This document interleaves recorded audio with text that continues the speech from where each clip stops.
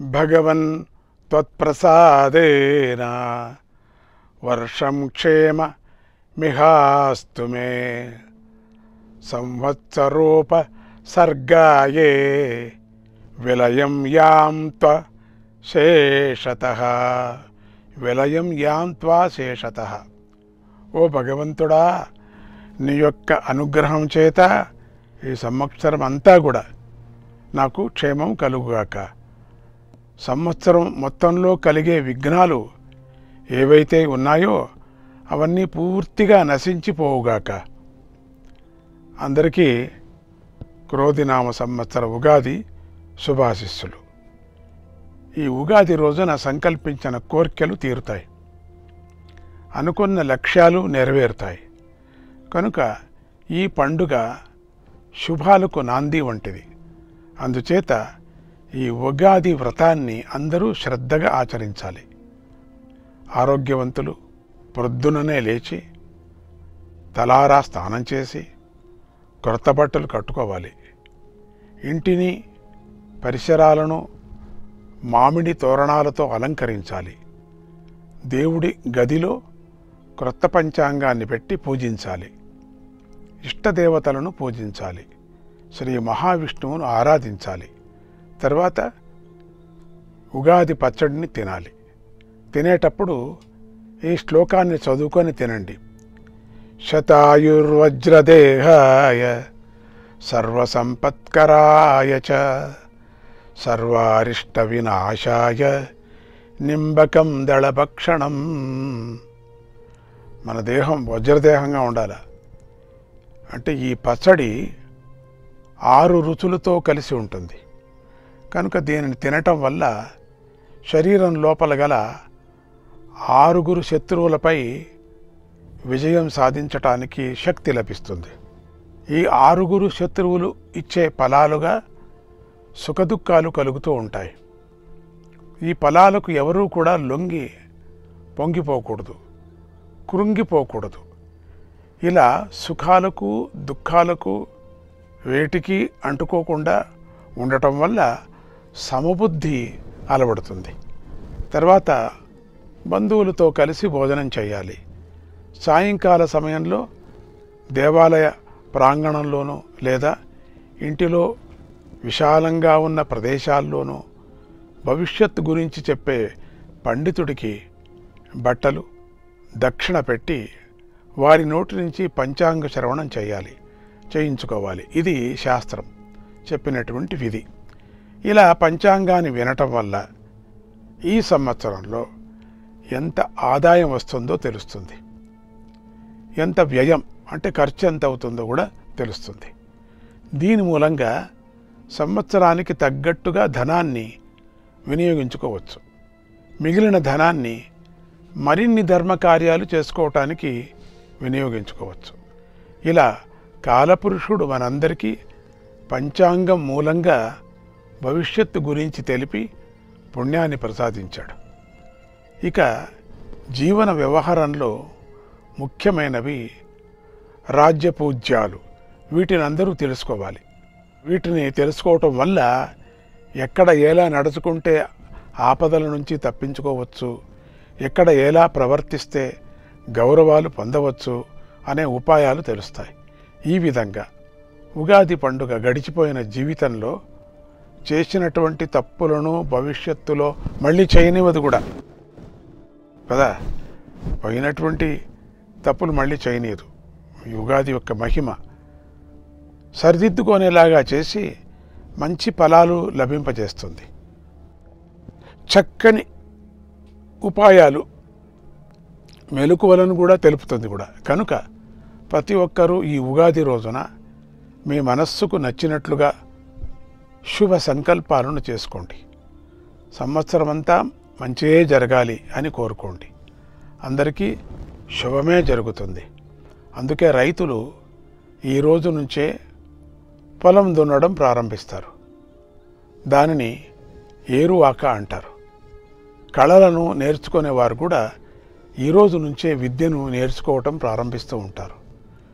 అటువంటి ఈ ఉగాది నాడు ప్రకృతి అంతా కూడా కళకళగా ఉంటుంది. చైతన్యవంతంగా ఉంటుంది, శోభతో ఉంటుంది, సకల జీవరాశికి సంతోషాన్ని చేకూరుస్తూ ఉంటుంది, ఫలపుష్పాలతో నిండుగా ఉంటుంది.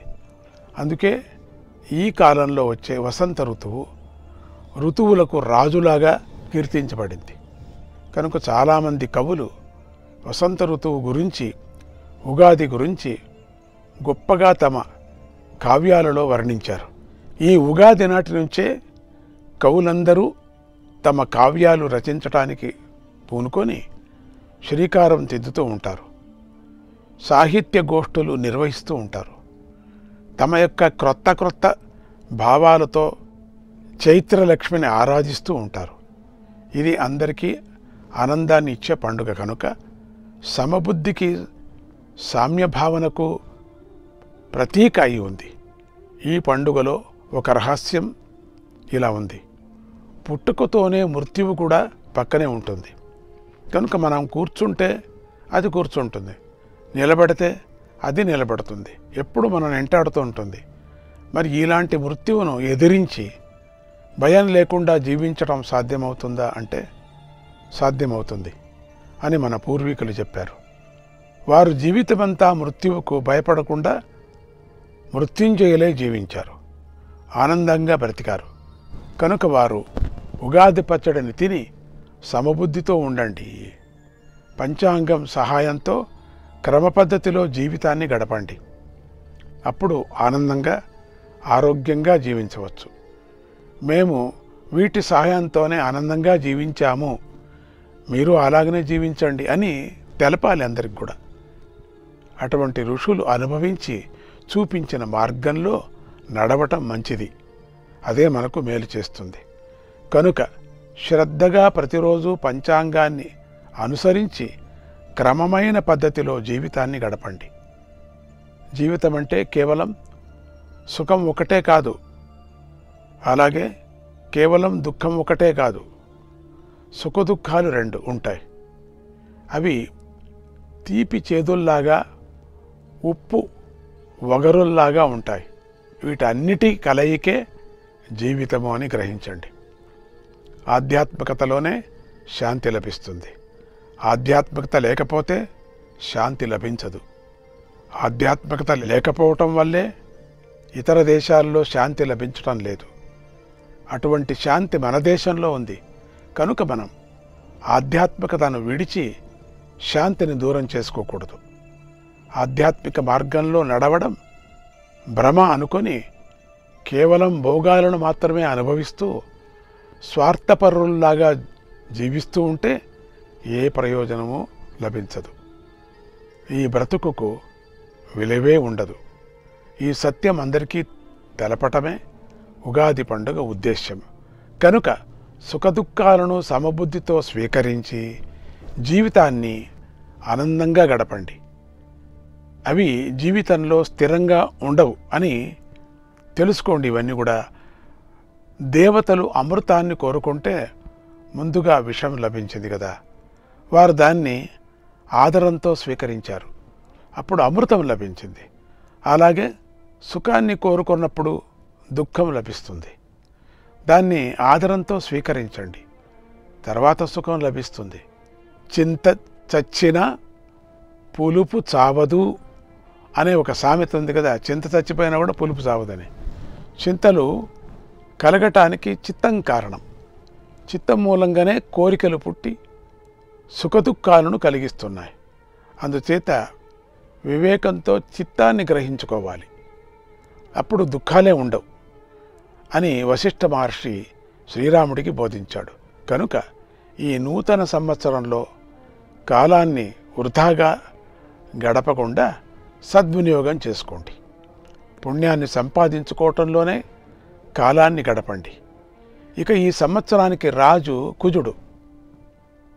ఆ కుజుడే సస్యాధిపతి, నీరసాధిపతి అయి కూడా ఉన్నాడు. తర్వాత మంత్రిగా శని దేవుడున్నాడు, ఆయనే సైన్యాధిపతి, అర్ఘాధిపతి, మేఘాధిపతి అయి కూడా ఉన్నాడు. చంద్రుడు ధాన్యాధిపతి, గురుడు రసాధిపతి అయి ఉన్నాడు. ఈ సంవత్సరం యొక్క నవనాయకుల్లో పాపులదే ఆధిపత్యం.